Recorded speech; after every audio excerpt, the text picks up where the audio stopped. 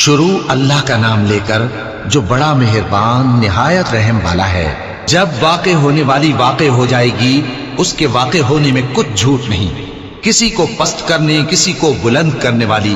جب زمین بھونچال سے لرزنے لگے اور پہاڑ ٹوٹ کر ریزہ ریزہ ہو جائیں، پھر غبار ہو کر اڑنے لگیں گے، اور تم لوگ تین قسم کے ہو جاؤ گے۔ تو داہنے ہاتھ والے کیا کہنے داہنے ہاتھ والوں کے، اور بائیں ہاتھ والے افسوس بائیں ہاتھ والے کیا ہی برے ہیں، اور جو آگے بڑھنے والے ہیں ان کا کیا کہنا، وہ آگے ہی بڑھنے والے ہیں، وہی اللہ کے مقرب ہیں۔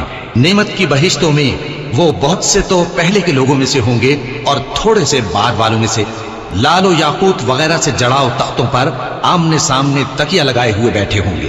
نوجوان خدمت گزار جو ہمیشہ ایک ہی حالت میں رہیں گے ان کے آس پاس پھریں گے، یعنی آپ خورے اور آفتابے اور صاف شراب کے جام لے لے کر۔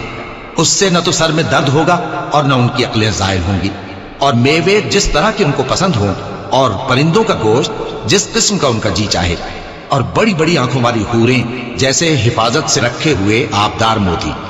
یہ ان کے اعمال کا بدلہ ہے جو وہ کرتے تھے۔ وہاں نہ وہ بےہودہ بات سنیں گے اور نہ گالی گلوچ، ہاں ان کا کلام سلام سلام ہوگا۔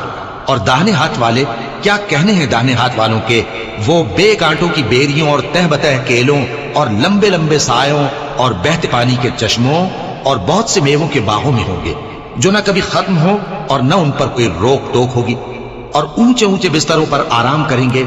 ہم نے ہی ان حوروں کو پیدا کیا تو ان کو کنواری بنایا، اور شوہروں کی پیاری اور ہم عمر، یعنی داہنے ہاتھ والوں کے لیے۔ یہ بہت سے تو پہلے کے لوگوں میں سے ہوں گے اور بہت سے بعد والوں میں سے، اور بائیں ہاتھ والے افسوس بائیں ہاتھ والے کیا ہی عذاب میں ہوں گے، یعنی دوزخ کی لپٹ اور کھولتے ہوئے پانی میں، اور سیاہ دھوئیں کے سائے میں جو نہ ٹھنڈا ہوگا اور نہ خوشنما۔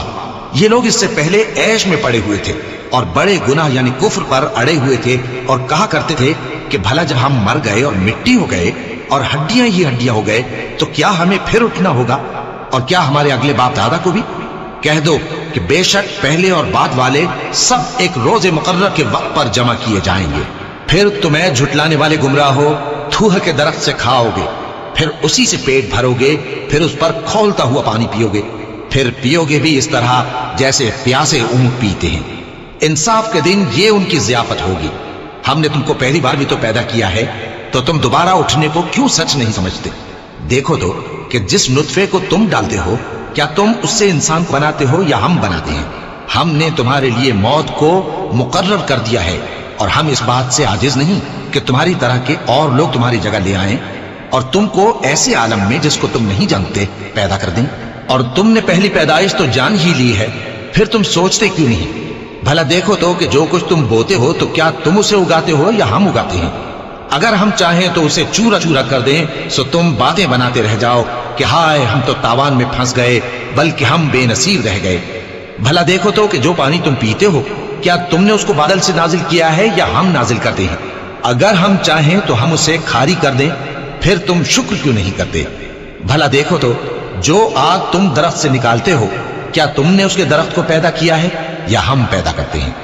ہم نے اسے یاد دلانے اور مسافروں کے برتنے کو بنایا ہے، تو اے پیغمبر صلی اللہ علیہ وآلہ وسلم، تم اپنے پروردگار عظیم کے نام کی تسبیح کرو، سو ہمیں تاروں کی منزلوں کی قسم، اور اگر تم سمجھو تو یہ بڑی قسم ہے کہ یہ بڑے رتبے کا قرآن ہے جو کتاب محفوظ میں لکھا ہوا ہے۔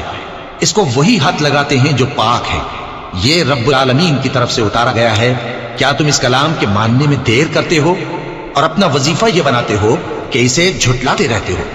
پھر جب جان گلے تک آ پہنچتی ہے اور تم اس وقت کی حالت کو دیکھا کرتے ہو، اور ہم اس مرنے والے کے تم سے بھی زیادہ نزدیک ہوتے ہیں، لیکن تم کو نظر نہیں آتے۔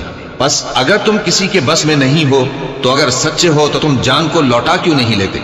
پھر اگر وہ اللہ کے مقربوں میں سے ہوا تو اس کے لیے آرام اور روزی اور نعمت کے باغ ہوں گے، اور اگر وہ دائیں ہاتھ والوں میں سے ہوا تو کہا جائے گا کہ تجھ پر داہنے ہاتھ والوں کی طرف سے سلام، اور اگر وہ جھٹلانے والے گمراہوں میں سے ہوا تو اس کے لیے کھولتے پانی کی ضیافت ہوگی اور جہنم میں داخل کیا جانا۔